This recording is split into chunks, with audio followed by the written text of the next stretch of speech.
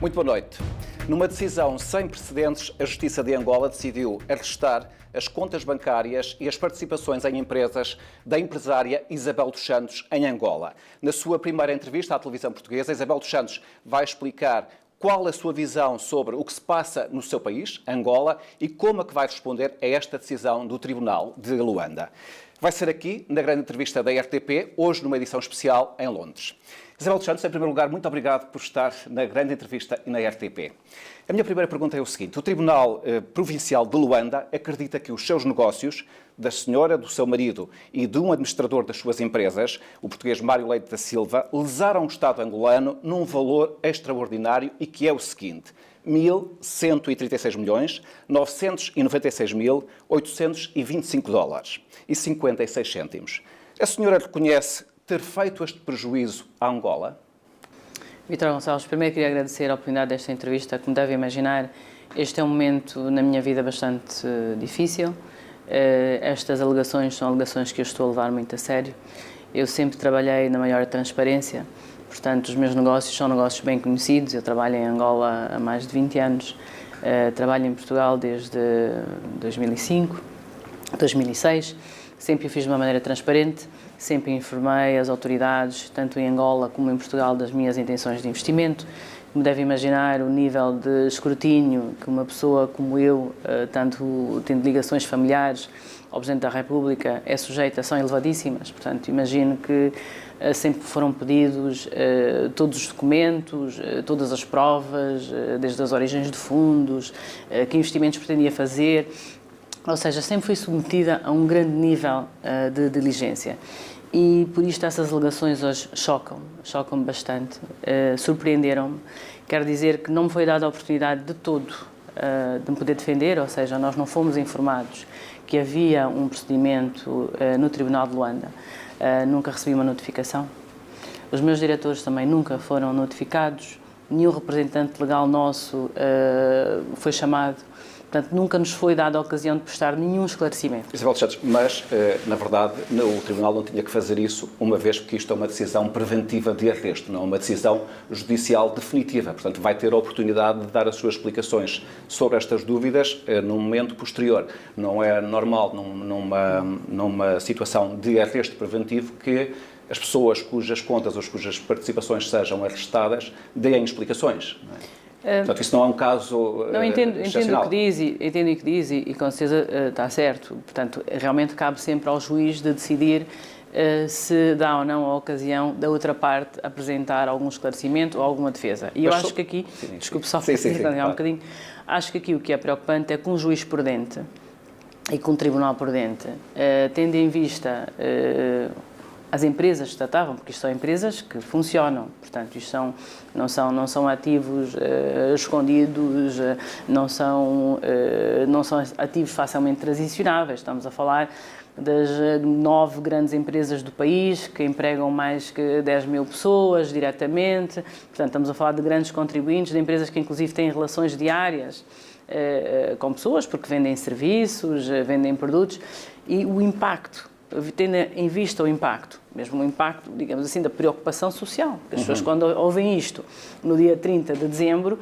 imagino que a preocupação foi muito grande. Eu tive centenas de pessoas a ligar para mim, preocupadas que como é que é o futuro deles amanhã, se vão ter emprego, se não vão ter, devem ou não abrir a loja. Mas a Isabel dos Santos explicou que, na verdade, nós estamos a falar de uma espécie de congelamento. A Isabel dos Santos não perdeu as suas contas, nem perdeu as participações. Elas existem, não é?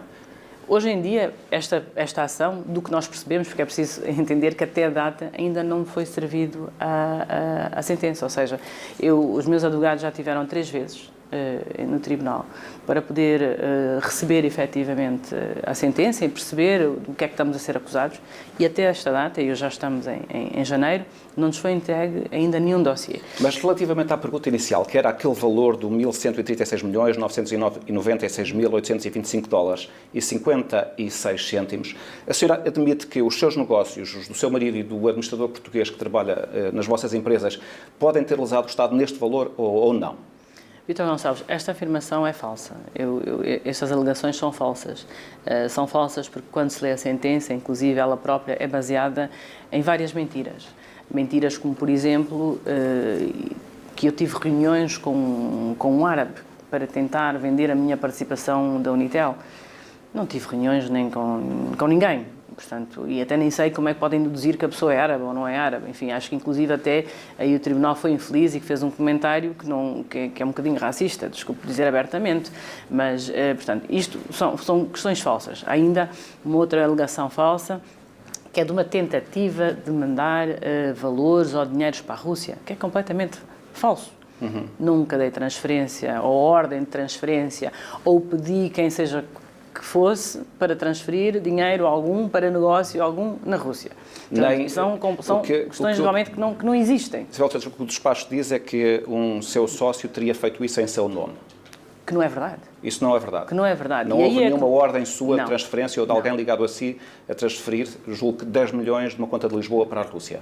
Não é verdade. Mas esse é só um dos elementos do despacho. Há outros. Mas há outros. E há outros elementos também que não são verdadeiros. Mas temos de ir ver um a um. Por exemplo, basicamente a ideia geral do despacho, de quem leu o despacho, é que a tese fundamental do Ministério Público de Angola é que através de duas empresas, a Sonangol, dos petróleos, e a Sodiam, dos diamantes, houve uma transferência para empresas suas e do seu marido, e vou citar, enormes quantias em moeda estrangeira para empresas no estrangeiro sem que houvesse o retorno convencionado. Portanto, esta é a ideia fundamental que leva a esta decisão. A senhora reconhece que isto aconteceu ou também é falso? Não aconteceu. Não aconteceu e é isto que me preocupa. O que me preocupa é efetivamente ter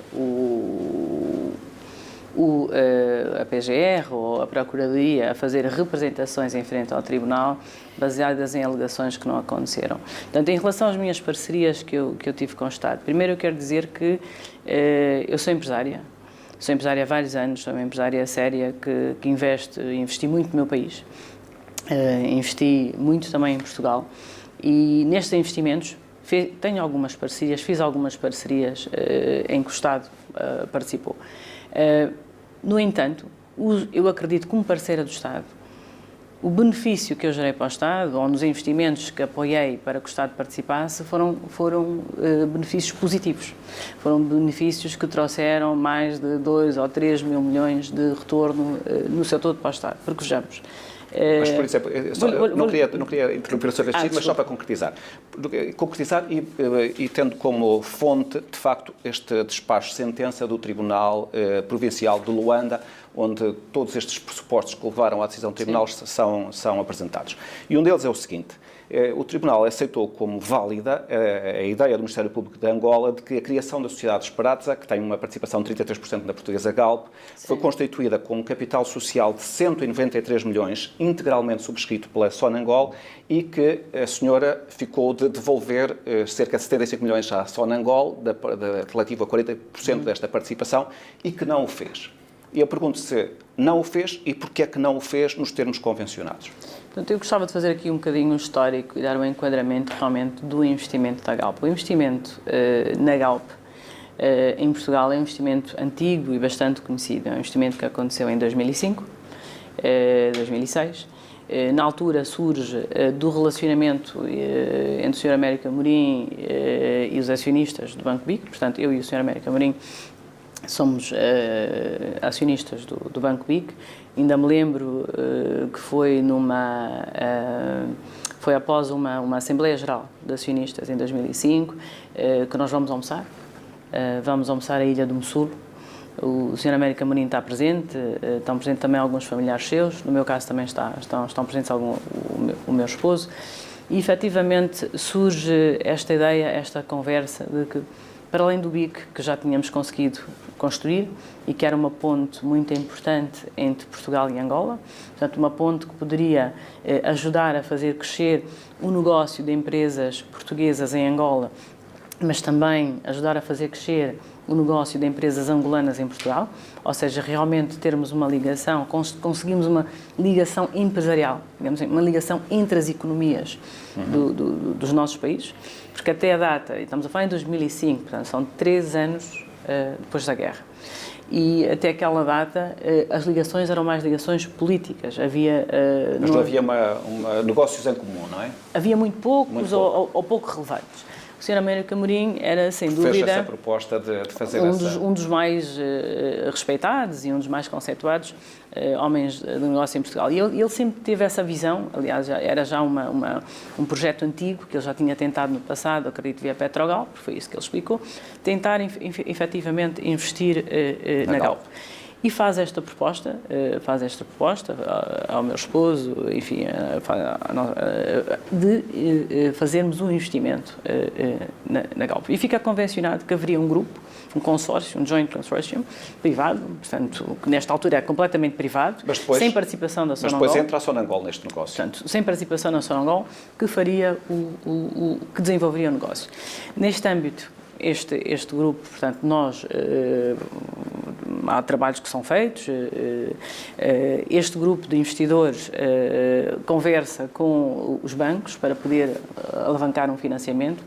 A operação total eram cerca de 1,3 mil milhões de euros, que era muito dinheiro. Era muito dinheiro. O equity, ou seja, a contribuição que era necessária por parte dos investidores seria 420 milhões. Naquela altura, portanto, é convencionado uma divisão entre o Grupo Amorim e os investidores privados angolanos, portanto, para partilha. E, efetivamente, só mais tarde, alguns meses mais tarde, depois do negócio estar efetivamente pensado, montado, negociado, há uma conversa e há um interesse do Grupo Sonangol, que também quer fazer parte deste negócio. Também quer fazer parte deste negócio. Mas a questão fundamental que o Ministério Público coloca é esta. Sim. A Sonangol acaba por entrar com o dinheiro. Correto. E é convencionado que a Isabel dos Santos e o seu marido terão que... Não é a Isabel dos Santos e o seu marido, é a empresa Exem. A empresa Exem. Constituída por vós. É uma empresa Exem, que é convencionado que a empresa Exem, a empresa Sonangol... Devolverá 40% desse investimento feito pela Sonangol. Portanto, são assinados acordos. Que corresponderá a 75 milhões. São assinados acordos e todos os acordos são cumpridos. Portanto, mesmo este valor, o Ministério Público diz que esses 75 milhões de euros... Não, se ler, ele diz que há tentativa de pagamento. Não, diz que há uma tentativa de pagamento através de Kwanzas e que depois, que é aliás aceito por si quando era Presidente da Sonangol, mas que depois a Sonangol, o novo Presidente, não aceita porque não era isso que estava convencionado. Portanto, a minha pergunta é esta. Está, do seu ponto de vista, este dinheiro em falta ou não está? Estes 75 milhões de euros? Para voltar à questão do acordo, portanto, são convencionados acordos, esses acordos são legais, são acordos que são escrutinados, como devem imaginar, entre advogados, bancos, reguladores, portanto, os acordos são acordos legais e legítimos, que são feitos em base da lei, em base da lei, e os acordos são cumpridos. A Sonangol recebe o pagamento em outubro, e faz a devolução, portanto, em outubro de 2000... Só para os espectadores perceberem, porque neste momento podem ficar confusos. Há um determinado momento em que a sua empresa decide fazer este pagamento, mas falo em kwanzas e não em euros. E a Sonangol não vai aceitar isso mais tarde. Gostava de voltar e perceber que, separar um bocadinho, digamos assim, os temas. Na altura, portanto, em que a Sonangol, e este é um pedido que vem da Sonangol, faz de um pagamento antecipado, o pedido é gerado a nível da Comissão Executiva da Sonangol. Portanto, como sabe, o meu papel na Sonangol foi um papel de chairman, que era um papel de supervisão, de visão estratégica, também muito ligado à reestruturação do próprio negócio, e há uma Comissão Executiva que gera o dia-a-dia da Sonangol. Ora, é preciso perceber onde é que a Sonangol está, naquele momento, do ponto de vista financeiro. É uma empresa que tem graves problemas de cash flow, ou seja, tem uma dívida com fornecedores de 1,6 mil milhões, tem dívidas em Angola com fornecedores angolanos em kwanzas de acima de 800 mil milhões.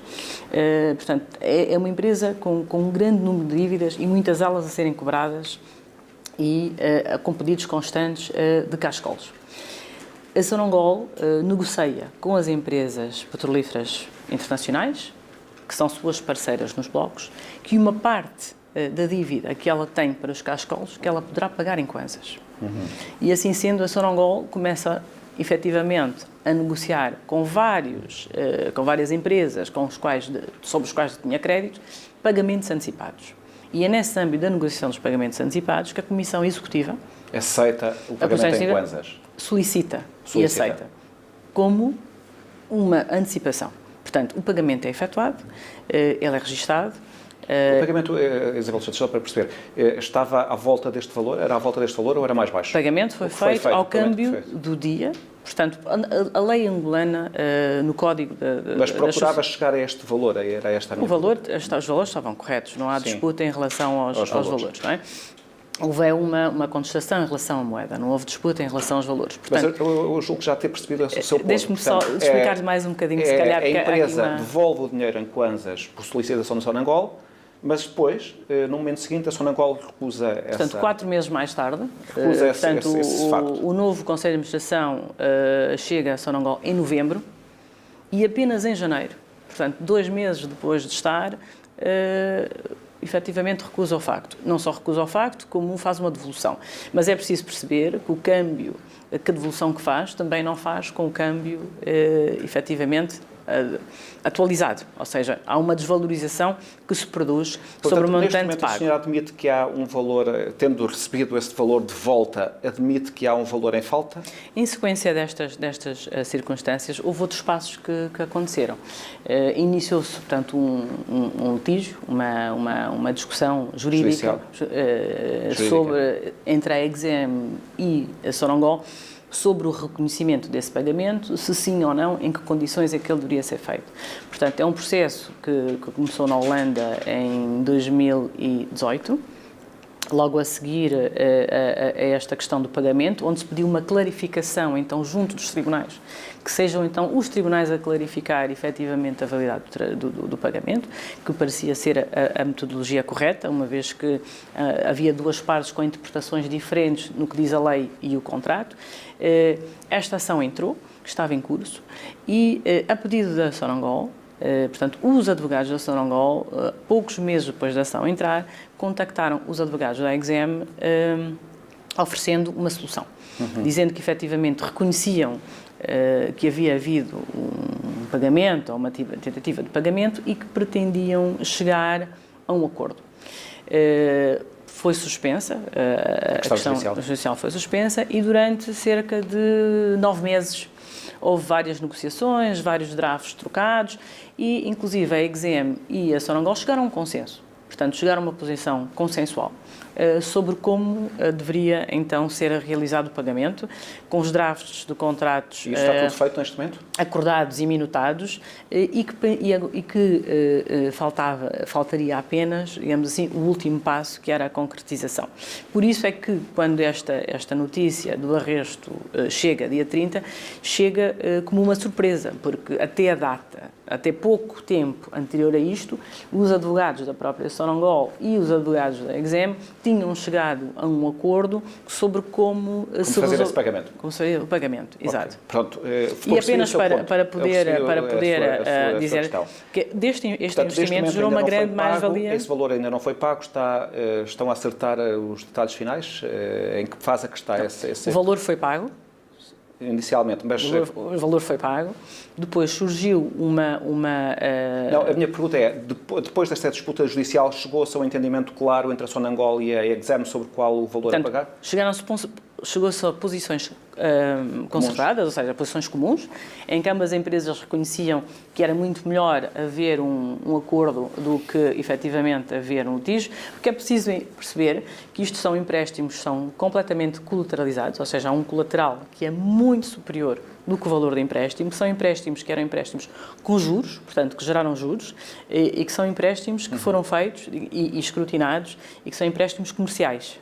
Há um segundo ponto que tem a ver com os negócios da SODIAM e com a decisão do antigo presidente de Angola, José Eduardo Santos, de comprar uma empresa suíça de joalharia de luxo, a de Crisógono, que é uma das diferenças também aqui fundamentais. Ora, na página 4 deste despacho, podemos ler o seguinte: o anterior chefe de Estado, José Eduardo Santos, orientou a SODIAM a vender os diamantes às empresas relacionadas com os requeridos, que são a Isabel Santos e o seu marido, a um preço inferior ao do mercado, causando prejuízos às empresas do Estado. Eu pergunto-lhe como é que responde a estes factos que ponham em causa o seu pai, decisões do antigo presidente, seu pai, e ponham em causa a si como beneficiária destas decisões. Realmente esta é talvez a alegação que a mim pessoalmente mais me preocupa. O presidente José Eduardo Santos é um homem que sempre trabalhou por Angola, sempre foi um patriota. É um homem que tem um grande legado em relação à pátria e à nação. É o arquiteto da paz. É uma pessoa que sempre teve o interesse de Angola e dos angolanos acima dos seus. Portanto, quando eu li realmente essa afirmação, denotei uma grande preocupação do meu lado, porque não só ela é falsa e incorreta, mas mais profundamente demonstra que há hoje uma vontade política, e por isto é que eu afirmo que este processo é um processo político e que não é um processo comercial, ou seja, não se trata da disputa comercial entre duas empresas, porque, como acabei de demonstrar, há um tribunal comercial onde, inclusive, estas questões já estão a ser debatidas e acordos comerciais que já estavam em curso, mas que isto é realmente uma questão política. Isabel Santos, mas neste caso nós estamos já perante uma frente judicial, já não é um debate político. É uma questão política no sentido... São questões, são decisões do tribunal. É uma questão política no sentido em que há um tribunal que faz afirmações sobre o legado do antigo Presidente da República. Mas acha que o tribunal está ao serviço da política, digamos assim? É um tribunal que não é independente? Sim. Acha que o tribunal em Angola não é independente? Que a justiça em Angola não é independente? Eu, lendo as afirmações do antigo presidente do Tribunal Constitucional, não sei se leu a carta que ele faz quando efetivamente se demite, o Dr. Rui Ferreira, e ele diz que está a ser vítima de uma campanha de intrigas, de difamação, e que está a ser pressionado para efetivamente largar ou deixar a sua posição. Ou seja, quando há um sistema que exerce coerção, que exerce pressão sobre o Poder Judicial, de forma que ele não poder trabalhar de forma independente, efetivamente a mim releva de uma grande preocupação em relação à independência do Tribunal. É preciso voltarmos e percebermos o seguinte: o Presidente José Eduardo Santos ganhou 3 eleições democráticas em Angola. E durante todo o seu legado foi um homem muito amado. Se formos ver as eleições que ele ganhou, foram eleições com 80%, enfim, mesmo dentro do próprio MPLA. Eu vou voltar a continuar. Mesmo dentro do próprio MPLA. É uma pessoa muito respeitada e é uma pessoa que sempre conduziu... Fase em Angola. Estamos numa outra fase em Angola. E mesmo o facto das pessoas, dos líderes políticos poderem ser amados, não significa que não possam cometer erros durante o seu exercício, sobretudo quando se está no poder durante 38 anos, como foi o caso. Mas neste caso dos negócios da Sotiama e Isabel dos Santos, são referidos vários valores, nomeadamente dito que na compra desta empresa suíça, o Estado injetou 140 milhões de dólares nessa empresa e na Vitória Holding, que era uma empresa gerida também por si e por seu marido, e que o Ministério Público diz não entender como é que a Sociedade de Diamantes de Angola entra neste negócio, não recebe qualquer dividendo, nem tem qualquer poder na gestão. Primeiro, quero dizer que só esta afirmação que é feita pelo Tribunal não é verídica, porque eu não sou acionista da empresa, nunca fui, nunca tive papel algum... Não teve, em nenhum momento. Tive papel algum na gestão da sociedade. Era uma empresa do seu marido? Era apenas uma empresa do meu esposo, é uma parceria. Aliás, ele próprio deu bastantes entrevistas sobre isso, inclusive dia 18 de dezembro, ou uma data próxima, deu uma grande entrevista em Luanda, onde esclareceu grande parte destes pontos, dizendo sobre o investimento conjunto, oportunidade, etc. Apenas para voltar para a questão política, porque disse-me que é uma nova era e é uma nova Angola. E realmente, Vítor Gonçalves, eu, como todos os outros angolanos, com a chegada do Presidente João Lourenço, realmente acreditamos que seria uma nova era e uma nova Angola. Mas hoje o que denoto é que não é. Não é uma nova era, não é uma nova Angola. E vejo isto porque o que se está a fazer hoje em Angola são processos políticos. São processos seletivos e que são processos que têm a ver com a luta de poder dentro do próprio MPLA. Hoje o MPLA tem um problema. Tem um problema porque o balanço do MPLA, o seu balanço económico, o seu balanço social nos últimos 2, 3 anos é um balanço muito fraco, não apresenta resultados. Nós temos problemas, temos 40% de pessoas no desemprego. Os preços triplicaram. O poder de compra foi para 1/3. A dívida aumentou de 70% do PIB para 120% do PIB. Ou seja, estamos a chegar a um sistema em que temos um país... Está em recessão 3 anos, mas pior ainda, estamos a chegar a um sistema em que o país pode estar em bancarrota. Que isso tem sobretudo a ver com a questão da desvalorização do preço do petróleo que vem desde 2014, não é? Portanto, a crise já começa um pouco antes da chegada do Presidente Lourenço. Durante os últimos 3 anos esteve acima dos $60.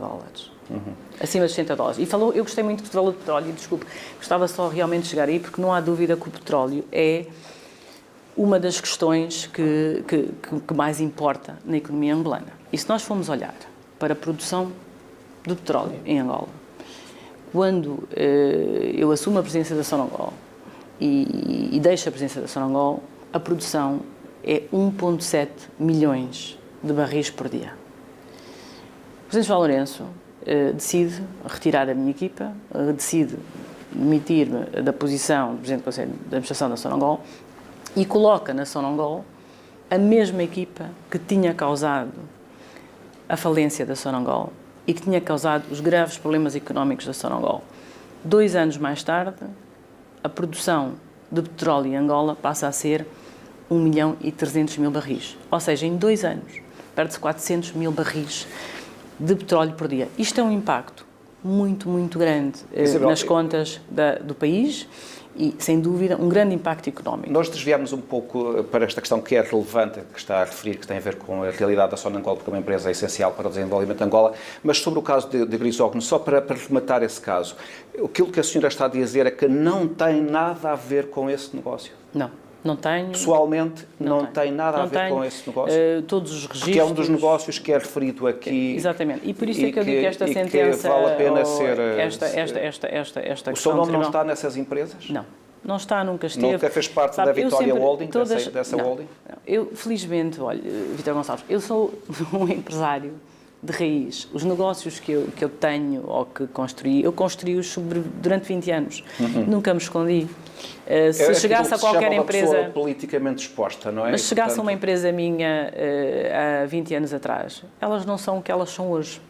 Portanto, eu quando comecei digamos, com uma empresa como a Unitel, por exemplo, eu estava no balcão das lojas, da loja, só tínhamos uma loja em cima de um armazém. Tínhamos um armazém abaixo, tínhamos um armazém, uma loja e um escritório em cima. Portanto, eram empresas pequenas. E é preciso perceber que esta imagem que se cria de que haveria alguma fonte misteriosa de fundos, não há. Não há fonte misteriosa de fundos. Nós trabalhamos de uma maneira muito transparente. A empresa começou pequena, muito pequena. Está a falar da Unitel?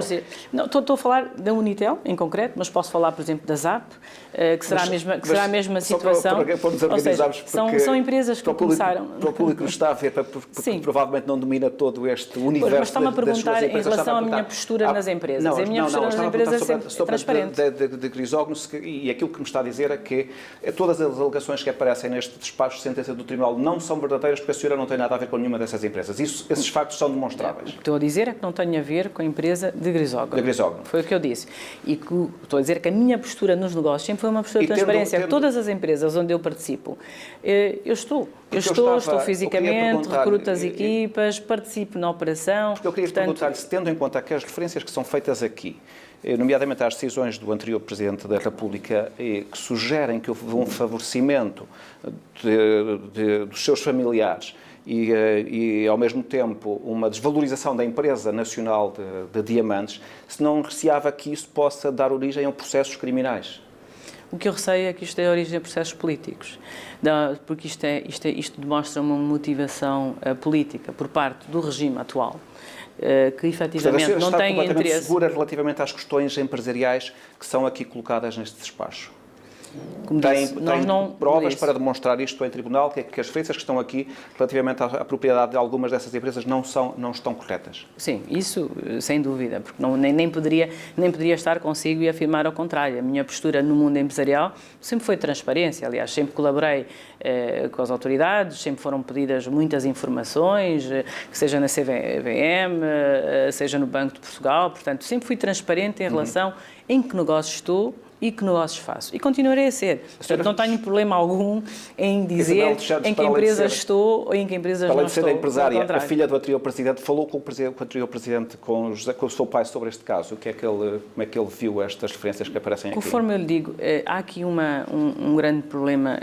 Todos nós em Angola esperávamos que realmente...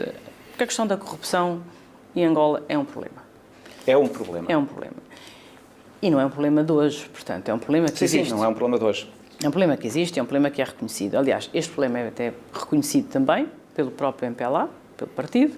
Por instituições internacionais, que há muito falas em referência a isso. Pelo Presidente José Eduardo Santos, que inicia também uma campanha de combate à corrupção, ainda antes do Presidente João Lourenço. Ou seja, a preocupação de, efetivamente, de haver desvios ou de haver contratos que sejam lesivos ou mal feitos, é uma preocupação antiga. E voltando a este tema, em Angola, se nós formos olhar, a corrupção muitas vezes esteve ligada ao investimento público. Ou seja, se olharmos para 2002, o investimento público é cerca de 1.000 milhões de euros, um bocadinho mais acima de 1.000 milhões de euros. Em 2002. Em 2015, salvo o erro, ele é 10 vezes mais do que isso, 15 mil milhões. Ou seja, houve um boom de contratos, contratos para obras, houve obras que foram atribuídas, às vezes, à pressa, se calhar sem o necessário rigor do controle dos procedimentos, da sua qualidade, da sua fiscalização.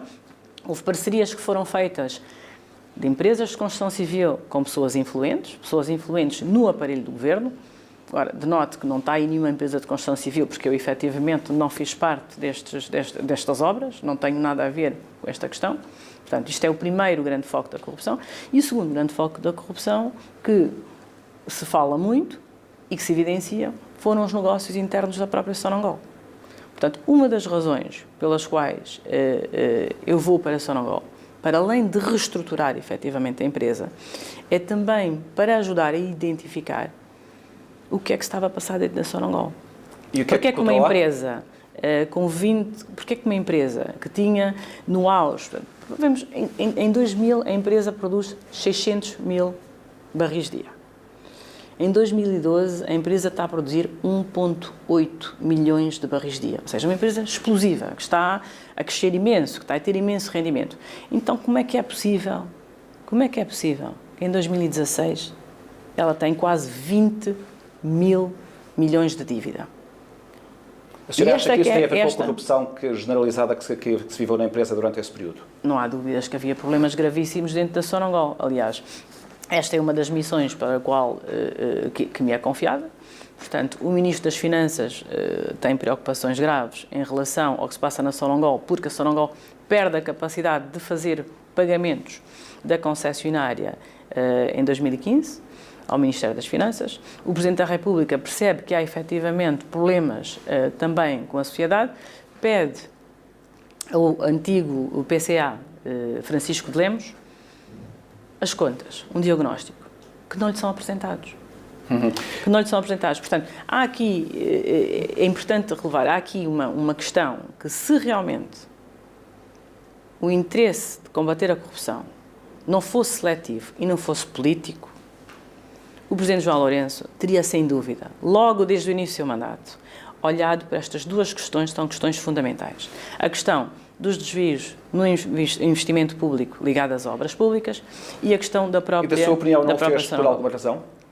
Olha, eu pessoalmente fiquei muito surpresa que as pessoas que vieram substituir o meu Conselho de Administração são as mesmas pessoas que contribuíram para o desaire da Sonangol e contribuíram para a falência da Sonangol. Disse que a Isabel dos Santos teria documentos que poderiam envolver a campanha para a eleição do Presidente João Lourenço e que poderiam sugerir alguns elementos de corrupção. Isso é verdade ou não? Tem alguma informação que possa comprometer? Eu não falo com o Jornal Expresso. O Jornal Expresso é um jornal que eu vou explicar um bocadinho a motivação do Jornal Expresso um bocadinho mais à frente. Portanto, qualquer coisa que seja dito por Jornal Expresso não será, sem dúvida, a senhora tem alguma informação que possa comprometer o Presidente João Lourenço? A questão que é preciso focar é a seguinte. Se nós quisermos efetivamente, lutar contra a corrupção em Angola, devemos olhar para onde ela está.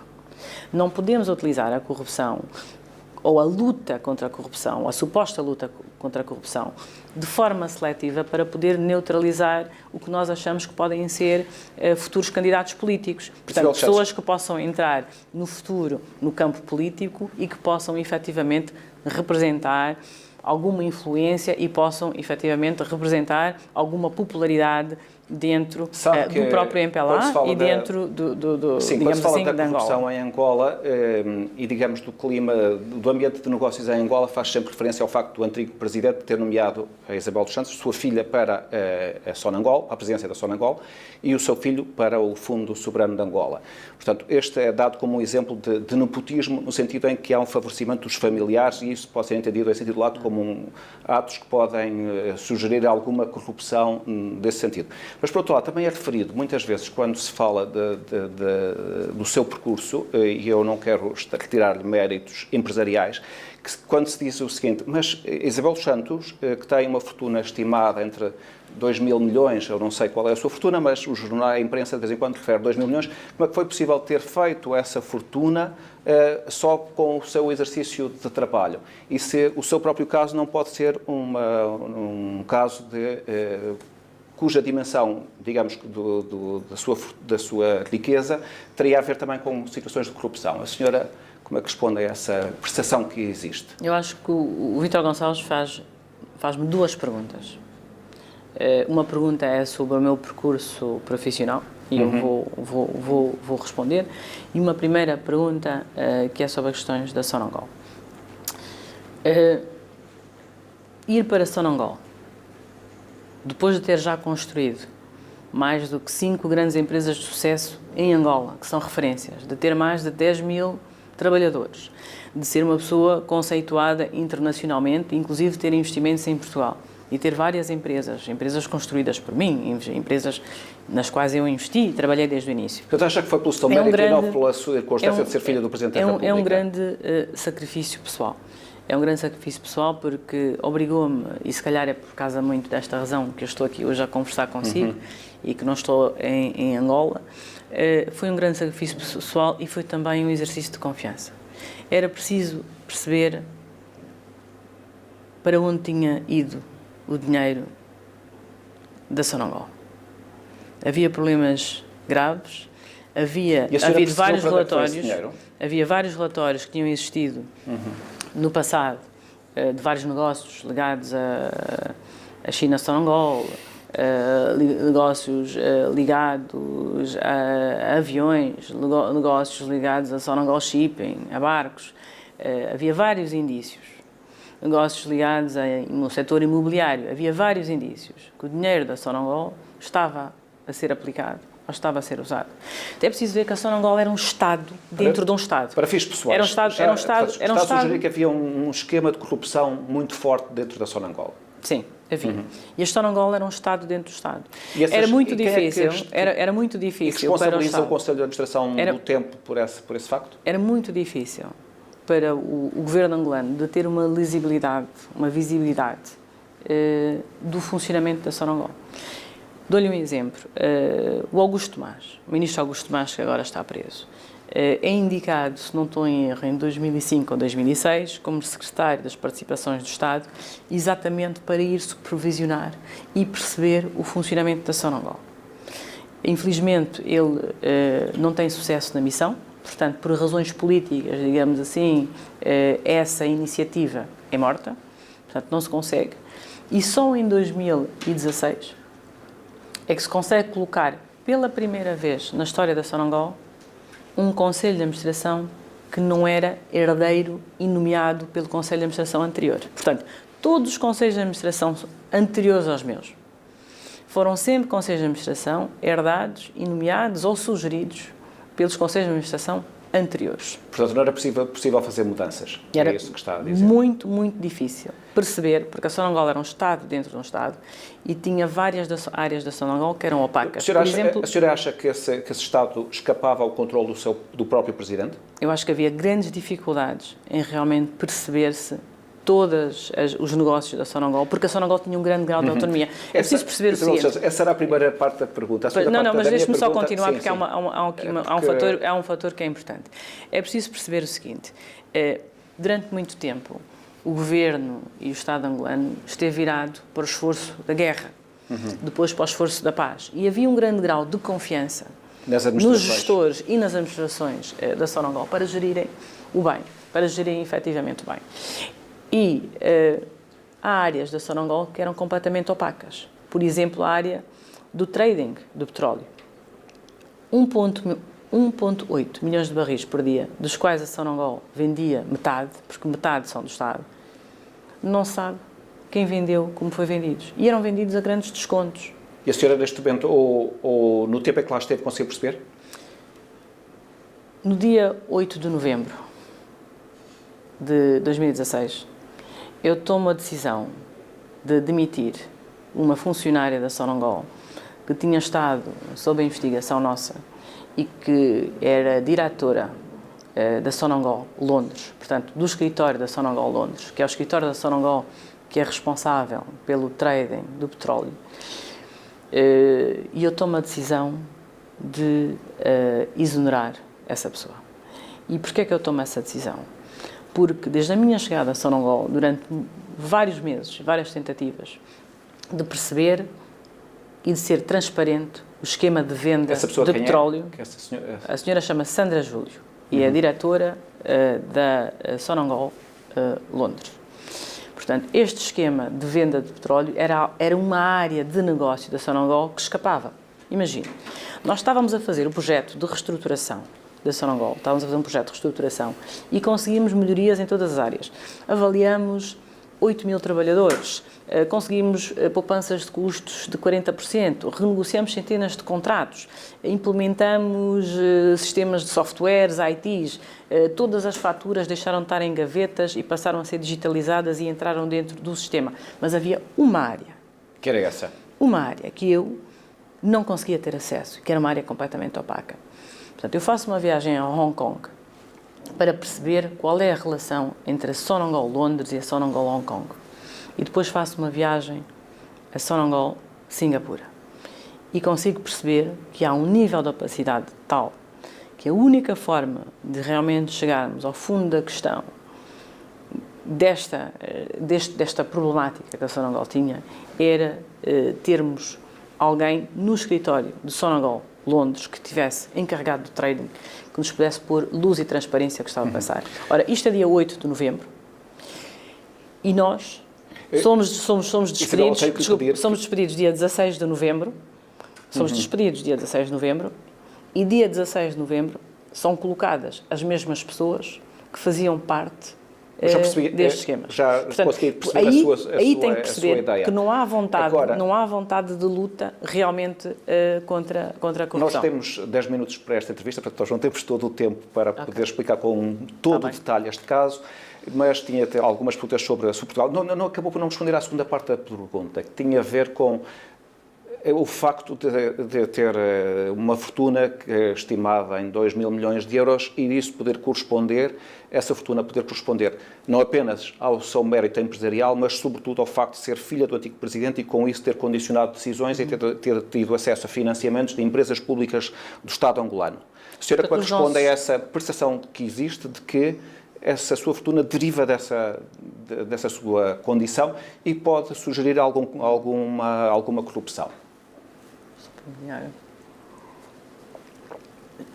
Primeiro, as empresas em que eu estou são empresas que eu criei, que fiz parte desde o início. Portanto, não são empresas que eram grandes e que foram adquiridas com fundos públicos, não são. Mas a partir de determinado momento, há inúmeras empresas da Isabel dos Santos, aparece o braço do Estado também, empresas destas, como já vimos no caso da Galp, em Portugal. Não. Nós, em Angola, as empresas que temos são empresas ligadas ao setor bancário.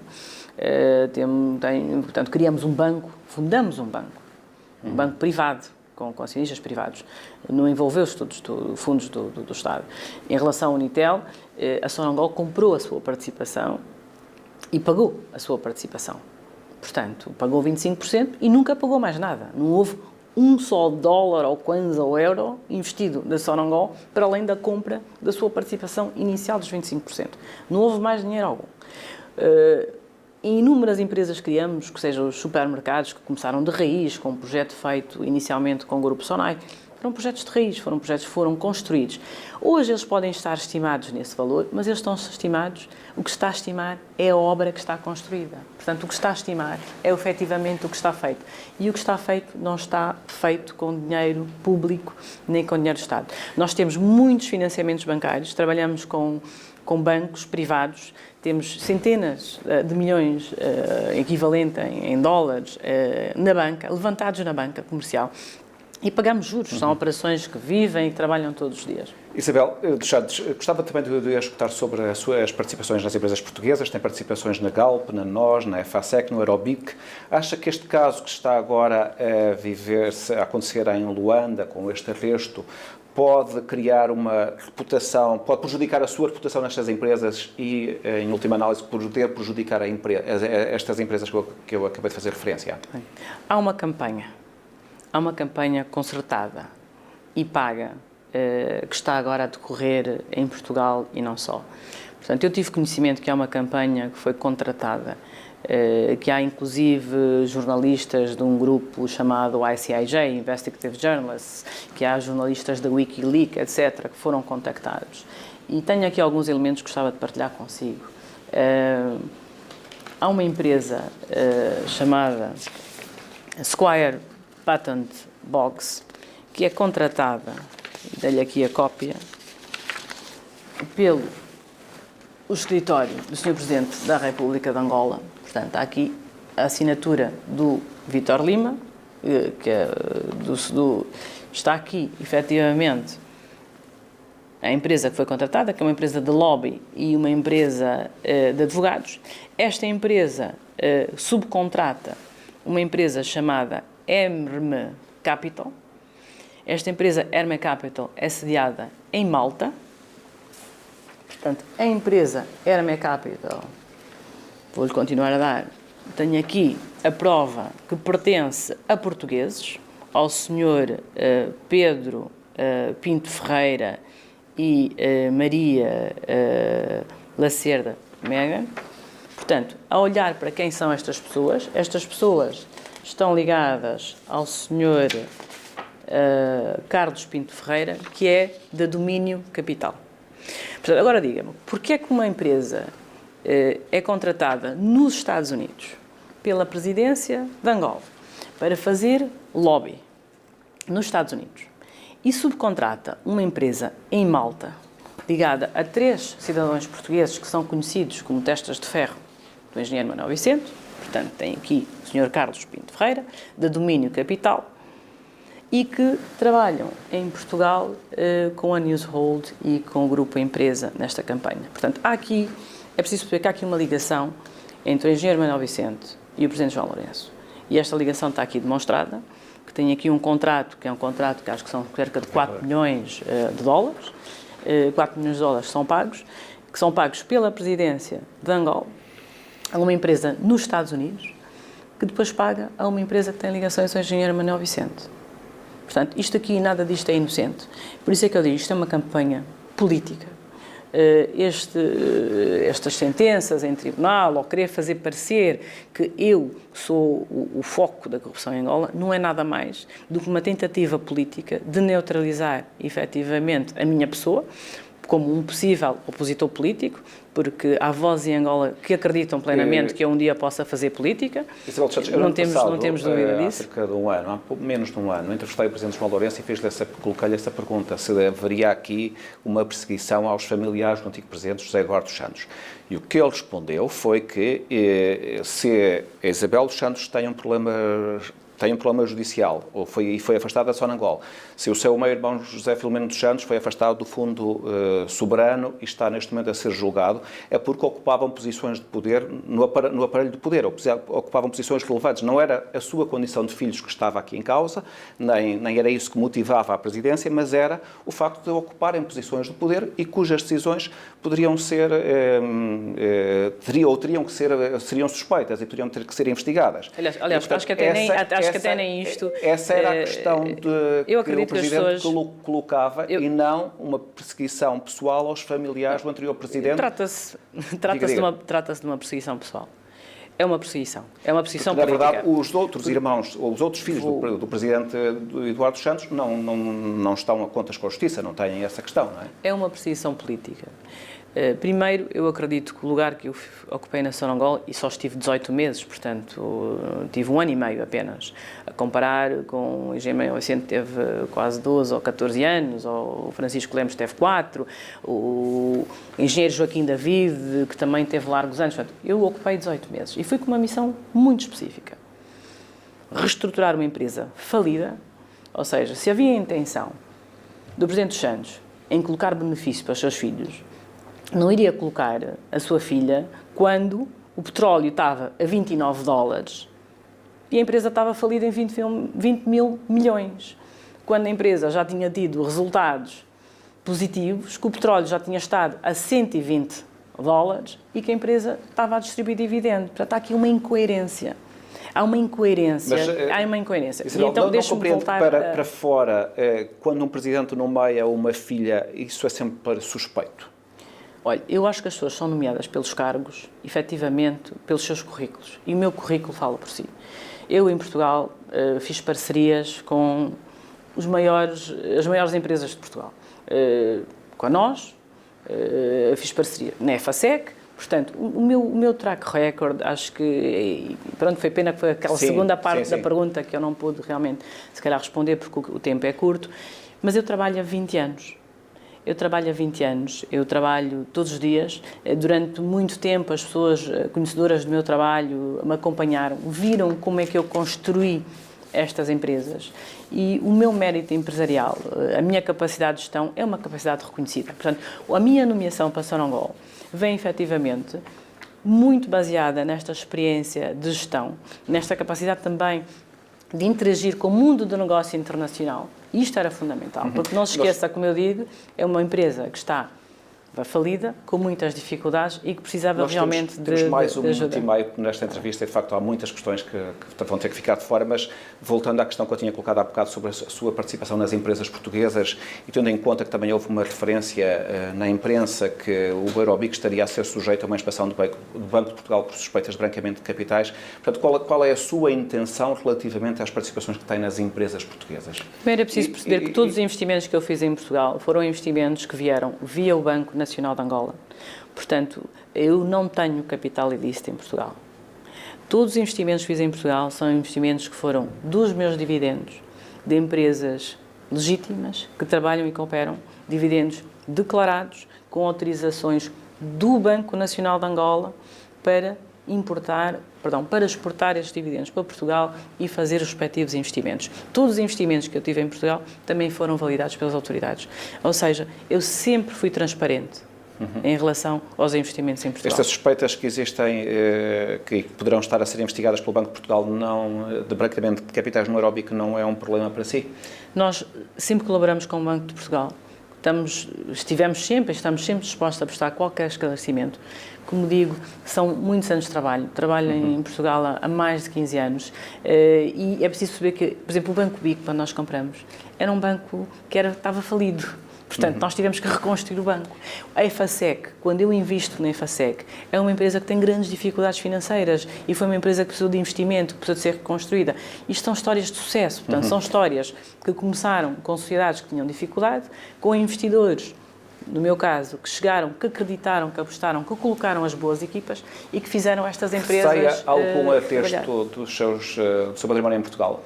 Eu quero acreditar que a justiça portuguesa é uma justiça real e que funciona e que há um Estado de Direito em Portugal. Há um Estado de Direito em Portugal. Acredito que a justiça portuguesa, antes sempre de nos dar a ocasião de apresentar os nossos factos, apresentar os nossos esclarecimentos e que é uma justiça prudente. e sobretudo que é um Estado democrático. Uma última pergunta. Isabel dos Santos já fez referência aqui ao facto de que suspeita de que há uma campanha contra si a partir de Angola para evitar que seja candidata presidencial.